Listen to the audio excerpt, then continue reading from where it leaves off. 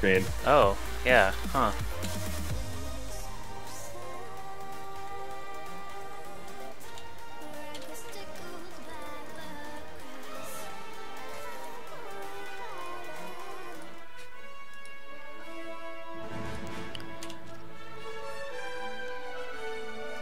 Yeah, I see Crew and Cabal are just in menus.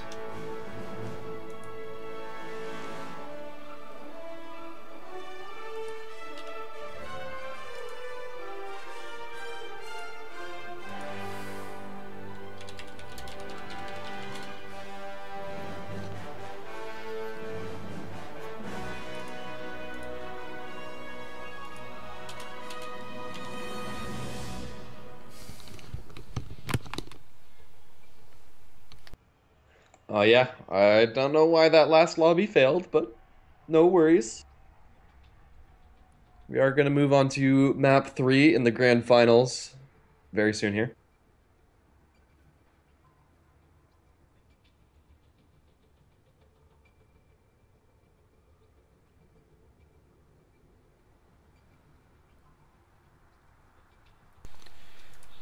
Can I get that sweet invite? Yeah, dog. I just had to take my headset off and massage my ears for a minute there. After streaming for 14 hours last night. Oh, God. And then waking up after 6 hours and casting this immediately. Joshy's going ham. I got nothing better to do, guys. I'm going to play this game a lot.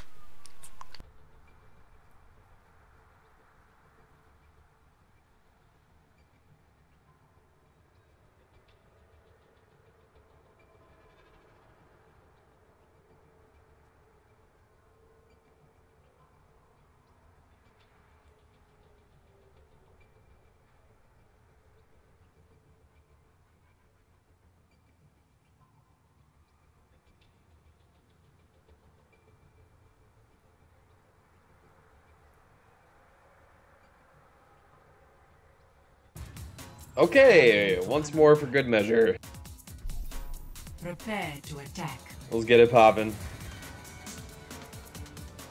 So if Mike Morheim and Amy Morheim's daughter's name Olivia, I think that this is definitely her. Like Vivi sounds like a nickname for Olivia. Yeah, it's pretty close. I'm just going out on a limb and saying this is what this is.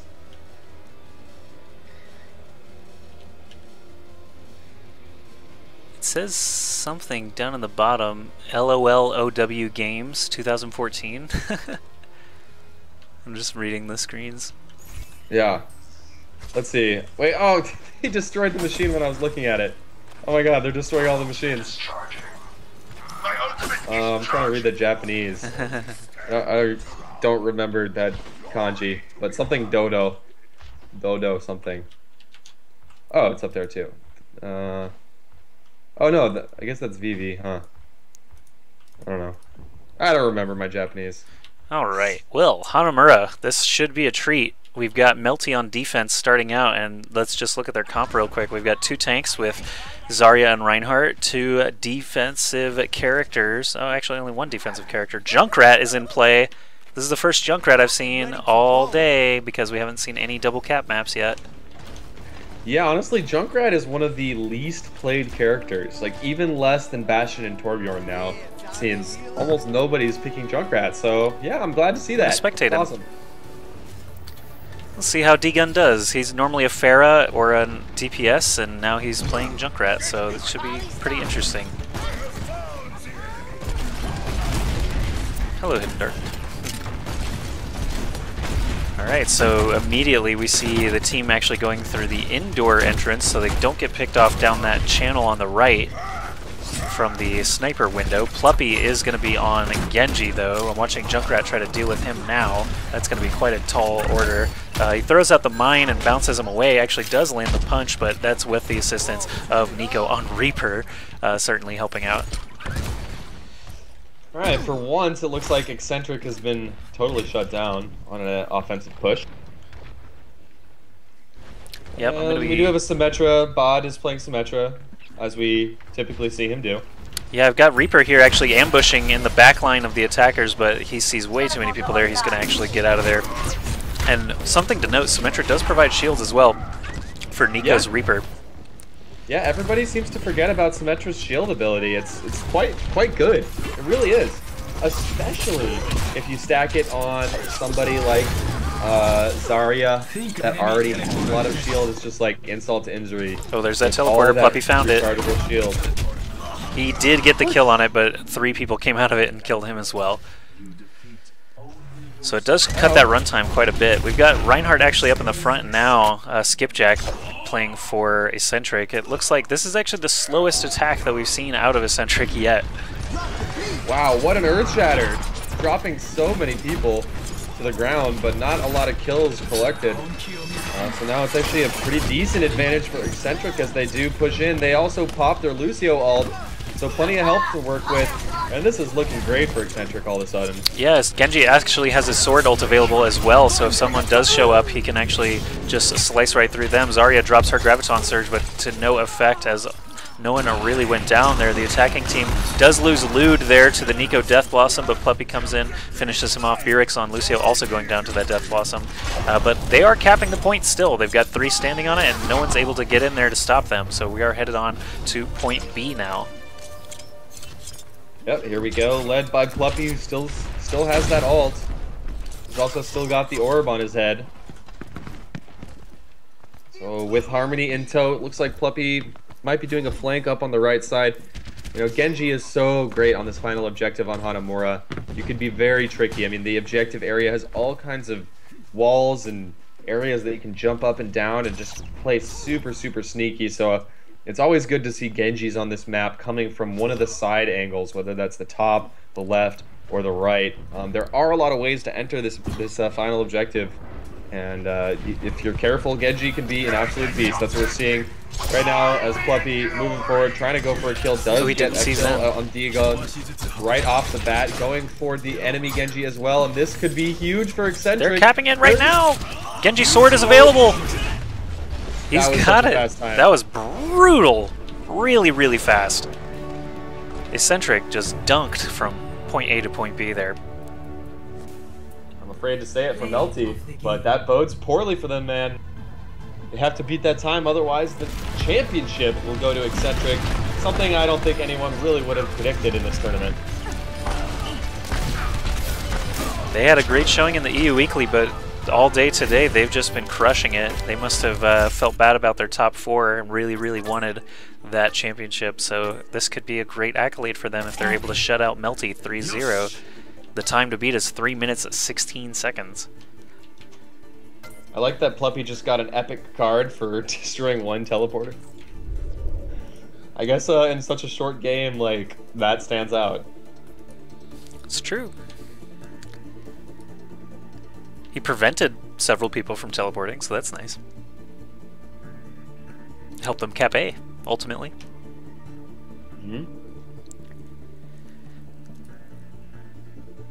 Yeah, Eccentric has a crazy aggression style, I feel. That kind of sets them apart right now. Prepare to attack. They have this kind of no fear, balls to the wall, pushing mentality, which has been working very well for them. They just have great DPSers. Yeah, I mean, we see similar aggression from teams like Melty, right, where they just push straight forward as a team.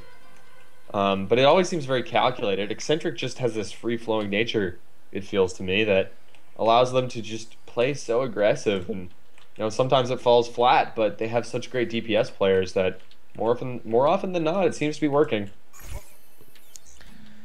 All right. So they've got 1 minute to set up their defenses, and I'll keep an eye on my timer here so that right when it hits 0, they'll have 3 minutes and 16 seconds, which is insanely short to try and cap even one of these points on Hanamura sometimes. Oh, I'm actually learning stuff about the spectator mode. You know, when you're free flying and you can train on a single person and then click and you kind of hang on them? I don't know if you realize that, but... yeah, where you get like a tail. Yeah, not where you're behind them and looking exactly where they're looking, but you can. Anyway, it's kind of hard to explain. It shows where they're aiming at now. I'm learning new things. Like it moves you based on where they're aiming. Here we go, timer. Yes, yes.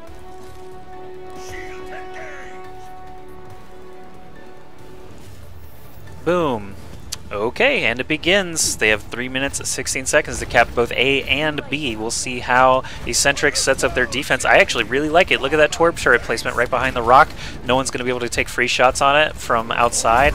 Once they come in, they're going to start taking shots like crazy, though. They drop the Winston shield right next to it. The turret does go down. Crew is actually on Bastion right now, spinning in circles, trying to prevent this Reinhardt from cutting him into pieces, but actually the Bastion does go down. The offense does have 4 players on the point already, though, including that Diva. Diva was a great choice there. Nico, Cabal also there, and it looks like, was someone charging forward there? Yes, Winston charging forward to try and ambush anyone who happens to walk through that channel. That was a 33-second take, 43-second take of point A, and they have 2.5 minutes here to get B. Yeah. So, plenty of time. What was the time set again? 3 minutes 16 total. 3 minutes 16, okay. So all they have to do is get it in the next 2 minutes and 16 seconds. Which didn't really seem like it was going to be likely. But look at this, man. Absolutely crazy. Nadir does score a kill there. And a second kill. And Lude scores a kill. So Eccentric is holding up their defense quite well here on B. Oh yeah, that is actually destruction. Crew's sticking with Bastion. I was a little surprised to see Bastion. It worked out in the first phase. Using the Winston shield in conjunction with Bastion made a lot of sense. Not sure it's going to make a ton of sense to keep Bastion on this objective. Yeah, especially when each second is so precious and his runback speed is super low. He has to have Lucio with him. And now they're taking, you know, they're going to take 20, 30 seconds to try and set up. Okay. They've got about 90 seconds left to take the point. Though, actually. All right, they're going to go up to the look top at this full right. Push. It's a full push up onto the top. This could catch them off guard. I'm sure it's been called out by now. You know, communication is key, and I'm sure these teams are communicating very effectively, but there's the Bastion with the shield, also with the Lucio all comboed in here, so this is a smart play. This was practice. Oh, Bastion's down. This was drawn out, this was practice, and we're seeing the efforts of Melty to try to do unique, new things right here. However, Fluffy, with 3 in a row, is going to shut that down completely, and we still have about 40, make that 50 seconds left. Yep, about right at 50 seconds right now. Genji actually just did so much work there. Pluppy with that sword ult. After Bastion went down, he just went to town on those supports, all the squishy targets that were left over after the fray. Lots of good ultimates actually happened there. Baud has another beat to drop. They're actually going 2 Lucios. There it is. Winston's already in. I'm watching Pluppy here on defense as Genji to see what he's able to do. Throwing 3 stars at once, he's definitely going to hit everything. Bastion is in the mix, though. He needs to get that Bastion out of there. There's that triple damage blue box on the back. Bastion is not down yet. Look at this. This is actually looking great for Melty, but they only have 10 seconds. They have to capture it right now. And when I say right now, I mean slowly capping. Nadir's on the point. He can Wraith Walk for another few seconds. There it is, the Wraith Walk, and we've got Skipjack on Winston. He's going to throw that bubble up and last at least another 10 seconds. 2 seconds left on my timer, 0 seconds now. That is going to be too slow for attack. Even if they get it right here, that will be too slow. So Eccentric has actually won the map 3-0. They win the series. If it's slower than 3:16, we'll get the official record there after the play of the game. Play of the game.